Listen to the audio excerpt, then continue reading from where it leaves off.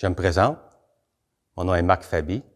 Je suis un paroissien de l'Église Précieux Sang. Il y a quelque temps, je suis allé à l'office du Jeudi Saint, à la cathédrale. C'était à 4 heures. Alors, je suis monté. Donc, à 4 à 5, on avait la cérémonie. Puis, de 5 à 6, il y avait l'adoration du Saint-Sacrement. Et je vous explique ce que j'ai vu. Ça vous est sûrement familier aussi. Vous avez sûrement probablement vécu si vous pratiquez l'adoration après l'office du Jeudi Saint. Alors, au début, par exemple, à la messe, il y avait 200 personnes. Bon, quand la messe termine, il est 5 heures. Alors, il y en a la moitié qui s'en vont. Il en reste peut-être une centaine. Puis, 1 heure après, il en reste peut-être 10. Alors, comment ça se fait que tout le monde s'en va à l'adoration du Saint-Sacrement? Bien, premièrement, c'est sûr qu'il y a des raisons sérieuses, je pourrais dire réelles, comme je reçois quelqu'un souper, il faut que j'aille chercher mes enfants à la garderie, des choses comme ça, ben oui. Mais moi, je pense qu'outre cette raison-là, il y a une autre raison. C'est la peur du vide. L'être humain a horreur du vide. Comme on dit en science, la nature a horreur du vide.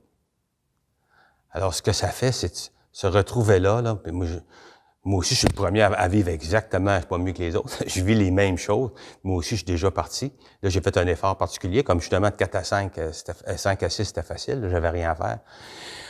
Et effectivement, c'est souffrant. Là, tu te déposes. En fin de journée, ton corps est fatigué, ton corps se crispe quand tu t'es là, tu es immobile devant le Saint-Sacrement. Les pensées, tu aurais plein d'affaires à faire. Tu cognes des clous. Il se passe rien. Et pourtant, Mère Teresa a dit, je vous la cite, « Le temps que vous passez avec Jésus au Saint-Sacrement est le meilleur temps que vous puissiez passer sur la terre. » Le meilleur temps que vous puissiez passer sur la terre. Ah, mais comment ça qu'on s'en va? C'est le meilleur temps qu'on puisse passer sur la terre. Quoi, elle veut qu'on souffre? Eh bien, je vais vous dire une autre citation qui l'exprime très bien. Là. Après ça, je vais vous en citer d'autres parce que ma femme m'a dit, tu as besoin de citer parce qu'il était pour dire ça, je vais en citer. Ben, ça vient pas de moi. Mais une chose qui vient de moi, c'est que je le vis. Alors ça, je peux faire un témoignage. C'est que la grâce a précisément, besoin de ce vide pour entrer en nous. Faut faire de la place si on veut que Dieu entre en nous. Et cette place-là, c'est le vide. C'est notre vide. Et ça, c'est très difficile d'y faire face parce qu'on a horreur de ça. Et surtout de nos jours. Parce que de nos jours, on veut être heureux tout de suite. Le monde actuel, la publicité sans cesse nous pousse à agir, à essayer d'être heureux et de jamais nous arrêter.